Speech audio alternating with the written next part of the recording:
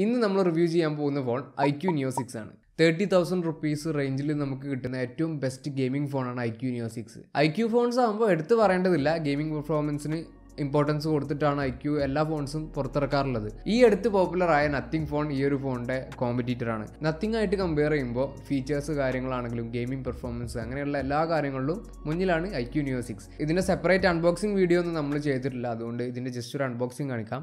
ആദ്യമായിട്ട് നമ്മുടെ ഫോൺ കാണാം, പിന്നെ ഒരു ട്രാൻസ്പെറൻറ്റ് കേസ്, യൂസർ മാനുവലും കുറച്ച് പേപ്പർ ബോക്സും, 80 വാട്ടിൻ്റെ ഫ്ലാഷ് ചാർജർ വരുന്നുണ്ട്, ഒരു ടൈപ്പ് സി കേബിൾ, അതുപോലെ type C to 3.5mm converter വരുന്നുണ്ട്. അതായത് നമ്മുടെ ഫോണിൽ 3.5mm ജാക്ക് വരുന്നില്ല. ഇയർഫോൺസ് കണക്ട് ചെയ്യണമെന്നുണ്ടെങ്കിൽ നമ്മൾ ഈ ഒരു കൺവേർട്ടർ യൂസ് ചെയ്യേണ്ടതുണ്ട്. പിന്നെ ഒരു സിം എജക്ടർ ടൂൾ. ഒരു മാറ്റ് പ്ലാസ്റ്റിക് ഡിസൈനിലാണ് ഈ ഒരു ഫോൺ വരുന്നത്. അതുകൊണ്ട് തന്നെ ഫോണിൻ്റെ ബാക്കിൽ ഫിംഗർ പ്രിൻറ്റ്സ് ആവുന്ന പ്രശ്നങ്ങളോ അങ്ങനെയുള്ള പ്രശ്നങ്ങളൊന്നും വരുന്നില്ല. 190 ഗ്രാമാണ് ഇതിൻ്റെ വെയിറ്റ് വരുന്നത്. അങ്ങനെ ഓവറായിട്ട് വെയിറ്റ് ഒന്നും നമുക്ക് ഫീൽ ചെയ്യുന്നില്ല. അത്യാവശ്യം നല്ല രീതിയിൽ വെയിറ്റ് ഡിസ്ട്രിബ്യൂഷൻ ചെയ്തിട്ടുണ്ട്. ഫോണിൻ്റെ മുകളിലായിട്ടൊരു IR ബ്ലാസ്റ്റർ വരുന്നുണ്ട്, അതുകൊണ്ട് നമുക്ക് ഫോൺ റിമോട്ടായിട്ടൊക്കെ യൂസ് ചെയ്യാൻ കഴിയുന്നുണ്ട്. അതൊരു യൂസ്ഫുൾ ആയിട്ടുള്ള ഫീച്ചറാണ്. ഇൻ ഡിസ്പ്ലേ ഫിംഗർ പ്രിൻറ്റ് സ്കാനറാണ് വരുന്നത്, അത് ഫാസ്റ്റായിട്ട് വർക്ക് ചെയ്യുന്നുണ്ട്. ഫേസ് അൺലോക്കും ഫാസ്റ്റായിട്ട് തന്നെ വർക്ക് ചെയ്യുന്നുണ്ട്. 6.62 ഇഞ്ചസിൻ്റെ E4 AMOLED ഡിസ്പ്ലേ ആണ് ഇതിൽ വരുന്നത്. 120 Hz റിഫ്രഷ് റേറ്റ് ആണ് വരുന്നത്. E4 AMOLED ഡിസ്പ്ലേ ആയതുകൊണ്ട് സാധാരണ AMOLED ഡിസ്പ്ലേ ആയിട്ട് കമ്പയർ ചെയ്യുമ്പോൾ ഒരു 30% ലെസ് എനർജി മാത്രമേ ഇത് കൺസ്യൂം ചെയ്യുന്നുള്ളൂ. അതുപോലെ നമ്മുടെ കണ്ണിന് ഹാംഫുൾ ആയിട്ടുള്ള ബ്ലൂ ലൈറ്റും കാര്യങ്ങളൊക്കെ ഈ ഒരു ഡിസ്പ്ലേയിൽ കുറവാണെന്നാണ് പറയുന്നത്. ഡിസ്പ്ലേയുടെ ക്വാളിറ്റി ആണെങ്കിലും കളേഴ്സ്, വ്യൂയിങ് ആംഗിൾസ് എല്ലാം വളരെ നല്ല രീതിയിൽ വരുന്നുണ്ട്. നല്ല ക്വാളിറ്റിയുള്ള ഡിസ്പ്ലേ ആണ്. 800 നിറ്റ്സ് ബ്രൈറ്റ്നസ് വരുന്നുണ്ട്, അതുകൊണ്ട് നമുക്ക് അത്യാവശ്യം ബ്രൈറ്റ് ആയിട്ട് തന്നെ ഡിസ്പ്ലേ ഉള്ളത് കാണാൻ കഴിയുന്നുണ്ട്. ഔട്ട്ഡോറിലാണെങ്കിലും അത്യാവശ്യം കുഴപ്പമില്ലാത്ത രീതിയിൽ യൂസ് ചെയ്യാൻ കഴിയുന്ന ഒരു ബ്രൈറ്റ്നസ് ഇതിൽ വരുന്നുണ്ട്. 1300 നിറ്റ്സ് ആണ് ഇതിൻ്റെ പീക്ക് ബ്രൈറ്റ്നസ് വരുന്നത്. അത് നമുക്ക് HDR വീഡിയോസൊക്കെ കാണുന്ന സമയത്താണ് ആ ഒരു ലെവലിലുള്ള ബ്രൈറ്റ്നസ് കിട്ടുന്നത്. സ്കോട്ട് സെൻസേഷൻ എന്നൊരു പ്രൊട്ടക്ഷനാണ് ഇതിൻ്റെ ഡിസ്പ്ലേക്ക് വരുന്നത്. വൈഡ് വൈൻ L1 സപ്പോർട്ട് ചെയ്യുന്നുണ്ട്. ഡ്യുവൽ സ്റ്റീരിയോ സ്പീക്കേഴ്സാണ് ഇതിൽ വരുന്നത്. ഇതിൻ്റെ ബോട്ടം സൈഡിലായിട്ടൊരു സ്പീക്കർ, അതുപോലെ ഇയർ പീസിൻ്റെ ഭാഗത്തായിട്ടുള്ള സ്പീക്കർ. അത്യാവശ്യം നല്ല ക്വാളിറ്റി സ്പീക്കറിന് കിട്ടുന്നുണ്ട്. ഒരു ഡീസൻ്റ് ആയിട്ടുള്ള ക്വാളിറ്റിയാണ്. അതുപോലെ തന്നെ അത്യാവശ്യം ലൗഡ്നെസ്സും ഉണ്ട്. വളരെ ഭയാനകമായിട്ടുള്ള പെർഫോമൻസ് അല്ല സ്പീക്കറിന് വരുന്നത്. എന്നാലും നമുക്ക് മൾട്ടിമീഡിയ എക്സ്പീരിയൻസ് തരാൻ കഴിയുന്ന നല്ല സ്പീക്കേഴ്സ്, നല്ല സ്റ്റീരിയോ സ്പീക്കേഴ്സ് ഇതിൽ വരുന്നുണ്ട്. ഇനി ഏറ്റവും ഇമ്പോർട്ടൻ്റ് ആയിട്ടുള്ള കാര്യം ഈ ഫോണിൻ്റെ പെർഫോമൻസ് ആണ്. സ്നാപ്ഡ്രാഗൺ 870 ആണ് ഇതിൻ്റെ പ്രോസസ്സർ വരുന്നത്. അതുപോലെ LPDDR4X റാമാണ് വരുന്നത്. ഏറ്റവും ലേറ്റസ്റ്റ് ആയിട്ടുള്ള UFS 3.1 ടെക്നോളജിയാണ് ഇതിൽ വരുന്നത്. ഇതിൻ്റെ സ്റ്റാർട്ടിംഗ് വേരിയൻറ്റിന് 8GB റാമും 128GB സ്റ്റോറേജുമാണ് വരുന്നത്. പെർഫോമൻസിൻ്റെ കാര്യത്തിൽ ഒരു കോംപ്രമൈസും ഇല്ല. നല്ല അടിപൊളി പെർഫോമൻസ് ആണ്. നമ്മൾ മൾട്ടി ടാസ്കിങ് ചെയ്യുന്ന സമയത്താണെങ്കിലും എഡിറ്റിംഗ് ചെയ്യുന്ന സമയത്താണെങ്കിലും എന്ത് വലിയ ടാസ്ക് ചെയ്യുന്ന സമയത്തും വളരെ സ്മൂത്തായിട്ട് നമുക്കിതിൽ ചെയ്യാൻ കഴിയുന്നുണ്ട്.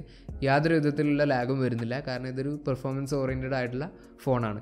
BGMI പ്ലേ ചെയ്യുന്ന സമയത്ത് നമുക്ക് HDR+ എക്സ്ട്രീമിൽ ഇതിൽ മാക്സിമം സെറ്റിങ്സിലിട്ട് കളിക്കാൻ കഴിയുന്നുണ്ട്. അതുപോലെ സ്മൂത്ത് + എക്സ്ട്രീം സെറ്റിങ്സിൽ നമ്മൾ പ്ലേ ചെയ്യുന്ന സമയത്ത് ഏകദേശം ഒരു 60 FPS റേഞ്ചിലാണ് നമുക്കിതിൽ ഫ്രെയിം റേറ്റ് കിട്ടുന്നത്. പിന്നെ 90 FPS മോഡിൻ്റെ അപ്ഡേറ്റും ഇതിൽ വന്നിട്ടുണ്ട്. ലിക്വിഡ് കൂളിംഗ് ടെക്നോളജി ഇതിൽ വരുന്നുണ്ട്. അതുകൊണ്ട് നമ്മൾ ഗെയിമിംഗ് ചെയ്യുന്ന സമയത്താണെങ്കിലും ഓവറായിട്ട് ഹീറ്റിംഗ് വരുന്നില്ല, നോർമൽ ആയിട്ടുള്ള ഹീറ്റിംഗ് മാത്രമാണ് വരുന്നത്. 64 മെഗാപിക്സലിൻ്റെ സാംസങ് GW1 സെൻസറാണ് ഇതിൻ്റെ മെയിൻ ക്യാമറയായിട്ട് വരുന്നത്. ഇതിൽ ഒപ്റ്റിക്കൽ ഇമേജ് സ്റ്റെബിലൈസേഷൻ കിട്ടുന്നുണ്ട്. ഇതിലെടുക്കുന്ന ഫോട്ടോസ് നല്ല അടിപൊളി ക്വാളിറ്റി തന്നെയാണ്. നല്ല ഡീറ്റെയിലിംഗ് ആണ്. കളേഴ്സ് എല്ലാം നാച്ചുറലാണ്. ഓവറായിട്ട് കളർ ബൂസ്റ്റ് ചെയ്യുന്ന പ്രശ്നങ്ങളോ അങ്ങനെയുള്ള കാര്യങ്ങളൊന്നും വരുന്നില്ല. നാച്ചുറൽ ആയിട്ടുള്ള കളേഴ്സാണ്. സ്കിൻ ടോൺ ആണെങ്കിലും വളരെ നാച്ചുറലായിട്ട് തന്നെ ഇതിൽ ക്യാപ്ചർ ചെയ്യുന്നുണ്ട്. അത്യാവശ്യം നല്ല ഡൈനാമിക് റേഞ്ചും കിട്ടുന്നുണ്ട്. നൈറ്റിൽ എടുക്കുന്ന ഫോട്ടോസ് ആണെങ്കിലും നല്ല ക്വാളിറ്റിയാണ്. നമ്മൾ വളരെ ഇരുട്ടായിട്ടുള്ളൊരു സ്ഥലത്ത് പോയി ഫോട്ടോ എടുത്താലും ആ ഒരു ഫോട്ടോയിലുള്ള കാര്യങ്ങളൊക്കെ നമുക്ക് ക്ലിയർ ആക്കി തരുന്നുണ്ട്. ഇതിൻ്റെ ഫോട്ടോ പ്രോസസ്സിങ് നല്ല രീതിയിലുള്ള ഇമേജ് പ്രോസസ്സിംഗ് ആണ് വരുന്നത്.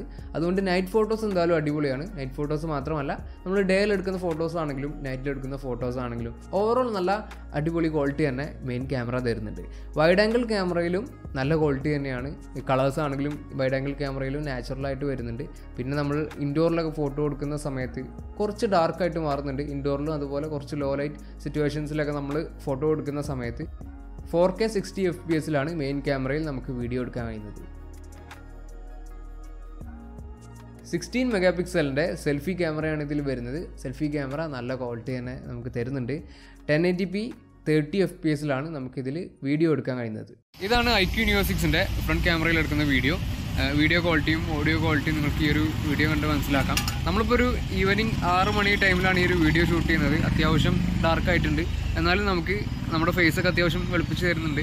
നമ്മൾ രാവിലെയൊക്കെ വീഡിയോ എടുക്കുന്ന സമയത്തുള്ള ആ ഒരു ക്വാളിറ്റി നമുക്ക് വീഡിയോക്ക് കിട്ടുന്നുണ്ട്. അതുപോലെ ഓഡിയോ ക്വാളിറ്റി ആണെങ്കിൽ നമ്മളിപ്പോൾ അത്യാവശ്യം റോഡ് സൈഡിൽ വെച്ചാണ് വീഡിയോ എടുക്കുന്നത്. നോയ്സ്, റോഡിലുള്ള സൗണ്ട് കാര്യങ്ങളൊക്കെ കേൾക്കുന്നുണ്ടോ എന്നുള്ളതൊക്കെ നിങ്ങൾക്ക് ഈ ഒരു വീഡിയോ കണ്ട് മനസ്സിലാക്കാം. 2 മെഗാ പിക്സലിൻ്റെ ഒരു മാക്രോ ക്യാമറയും നമുക്ക് കിട്ടുന്നുണ്ട്. മാക്രോ ക്യാമറയിൽ പ്രത്യേകിച്ചൊന്നും പറയാനില്ല, വലിയ ക്വാളിറ്റി ഒന്നും കിട്ടില്ല, ജസ്റ്റ് ഒരു മാക്രോ ക്യാമറ അത്രേ ഉള്ളൂ. ആൻഡ്രോയിഡ് 12ൻ്റെ കൂടെ ഫൺ ടച്ച് OS 12 ആണ് ഇതിൻ്റെ യൂസർ ഇൻ്റർഫേസ് വരുന്നത്. അത്യാവശ്യം ഡീസൻ്റ് ആയിട്ടുള്ളൊരു സോഫ്റ്റ്വെയർ എക്സ്പീരിയൻസ് ആണ്, വളരെ അടിപൊളിയായിട്ടുള്ള സോഫ്റ്റ്വെയർ എക്സ്പീരിയൻസ് ഒന്നുമല്ല. പിന്നെ കുറച്ച് ബ്ലോഡ് വേസ് വരുന്നുണ്ട്, അത് നമുക്ക് അൺഇൻസ്റ്റാൾ ചെയ്ത് കളയാവുന്നതാണ്. പിന്നെ 2 ആൻഡ്രോയിഡ് അപ്ഡേറ്റ്സും 3 ഇയേഴ്സിൻ്റെ സെക്യൂരിറ്റി അപ്ഡേറ്റ്സും ഈ ഒരു ഫോണിൽ നമുക്ക് കിട്ടുന്നുണ്ട്. 4700 mAh ബാറ്ററിയാണ് ഇതിൽ വരുന്നത്. 80 വാട്ടിൻ്റെ ഫാസ്റ്റ് ചാർജറുമാണ് വരുന്നത്. അത്യാവശ്യം നല്ല ബാറ്ററി ലൈഫ് നമുക്കിതിൽ കിട്ടുന്നുണ്ട്. ഒരു നോർമൽ യൂസേജിലൊക്കെ ഒരു ദിവസം മുഴുവനായിട്ട് തന്നെ നമുക്കിതിൽ ബാറ്ററി ലൈഫ് കിട്ടുന്നുണ്ട്. നോർമൽ യൂസേജിൽ 7 മണിക്കൂറിനടുത്താണ് നമുക്ക് സ്ക്രീൻ ഓൺ ടൈം കിട്ടുന്നത്. അതുപോലെ ചാർജ് ചെയ്യാനായിട്ട് 0 to 100% ചാർജ് ചെയ്യാൻ എടുക്കുന്ന സമയം ഒരു 35 to 40 മിനിറ്റ്സ് ആണ്. ഫോണിൽ ഡുവൽ നാനോ സിം സപ്പോർട്ട് ചെയ്യുന്നുണ്ട്. 4 5G ബാൻഡ്സ് ആണ് ഇതിൽ വരുന്നത്. ബാൻഡ്സ് കുറവാണ്, ഏറ്റവും ഇമ്പോർട്ടൻ്റ് ആയിട്ടുള്ള 4 ബാൻഡ്സ് ആണ് ഇതിൽ കൊടുത്തിട്ടുള്ളത് എന്നാണ് Iqoo പറയുന്നത്. അതുപോലെ ഇതിൻ്റെ വേറൊരു പോരായ്മ, ഇതിൽ നമുക്ക് ഗൂഗിൾ ഡയലറാണ് വരുന്നത്. അതുകൊണ്ട് നമ്മൾ കോൾ റെക്കോർഡ് ചെയ്യുന്ന സമയത്തൊക്കെ ഫോണിൻ്റെ അപ്പുറത്തുള്ള ആളെ അറിയിച്ചുകൊണ്ടായിരിക്കും അത് റെക്കോർഡ് ചെയ്യുന്നത്. പിന്നെ ഇതിൽ നമുക്ക് SD കാർഡ് സ്ലോട്ട് വരുന്നില്ല, SD കാർഡ് സപ്പോർട്ട് ചെയ്യുന്നില്ല. അതുകൊണ്ട് സ്റ്റോറേജിൻ്റെ ഇഷ്യൂ ഇല്ലാതിരിക്കാൻ കൂടുതൽ സ്റ്റോറേജ് കൂടിയ വേരിയൻറ്റ് വാങ്ങുന്നതായിരിക്കും നല്ലത്. ഇതാണ് Iqoo Neo 6ൻ്റെ ഡീറ്റെയിൽഡ് റിവ്യൂ. വീഡിയോ ഇഷ്ടപ്പെട്ടെങ്കിൽ ലൈക്ക് ചെയ്യാനും ഷെയർ ചെയ്യാനും മറക്കരുത്. അടുത്തൊരു വീഡിയോയിൽ കാണാം. ബൈ.